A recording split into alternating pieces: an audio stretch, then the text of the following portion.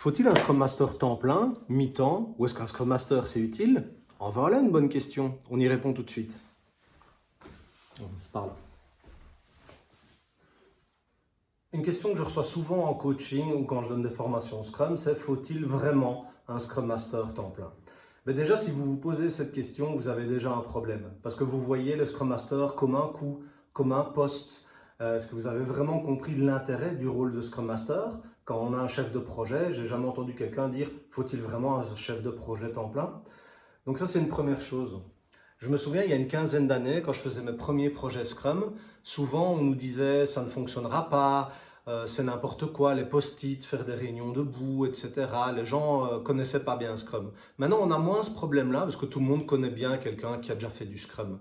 Le problème qu'on a plutôt, moi ça m'arrive d'être appelé en coaching et je regarde qu'en fait ils n'ont pas de Scrum Master vraiment, ni de Product Owner. Donc évidemment, il vous faut les trois rôles si vous voulez que ça fonctionne. Je trouve aussi que ce qu'il faut un Scrum Master temps plein, ça dépend aussi comment vous allez voir le rôle de Scrum Master. Le Scrum Master, c'est pas quelqu'un qui vient juste animer une réunion Scrum et puis qui repart dans son coin. Le Scrum Master, il est vraiment là pour aider à mettre en place la méthode Scrum. Si ça bloque du côté métier, le Scrum Master va aller côté métier. Donc son job, il est beaucoup plus large que juste gérer l'équipe Scrum. Et ça prend du temps. Parfois, le Scrum Master, la moitié de son temps peut être coacher le Product Owner et l'aider sur son projet. C'est vrai que la charge de travail, souvent, elle évolue dans une équipe Scrum. Donc souvent, le Scrum Master va beaucoup s'occuper de la development team ou de l'équipe des développeurs, les aider à améliorer la qualité, à délivrer plus vite. Mais souvent, après, ça change. C'est chez le Product Owner qu'il y a plus de travail. Parce que le métier, le client, ils doivent se mettre d'accord sur les priorités. Et là, le Scrum Master va aller les aider.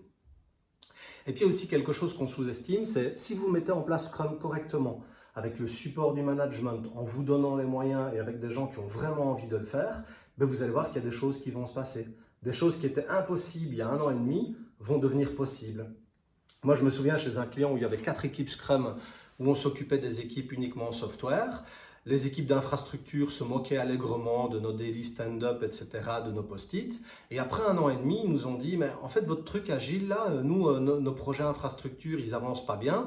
Est-ce que vous pourriez nous aider à mettre ça en place? Donc, c'est certainement quelque chose qui aurait été inconcevable au début de la mise en place de Scrum, mais là, c'était possible. Et les Scrum Masters sont allés aider les équipes infrastructure. Donc un Scrum Master temps plein, vous l'aurez compris, moi je suis un bon avocat du Scrum Master temps plein. Commencez avec un Scrum Master temps plein et vous allez voir ce qui se passe. Aussi quand vous mettez en place un Scrum Master temps plein, c'est un signe que vous investissez dans la méthode, que vous ne voyez pas ça juste comme une mode, mais qu'il y a vraiment un vrai commitment là-dessus. Ok? Donc, Agile en 3 minutes, c'est terminé. Laissez-moi dans les commentaires vos avis sur le Scrum Master temps plein. Est-ce que vous êtes pour, contre, comment ça se passe chez vous sur le terrain? Merci de votre attention. Agile en 3 minutes, c'est terminé.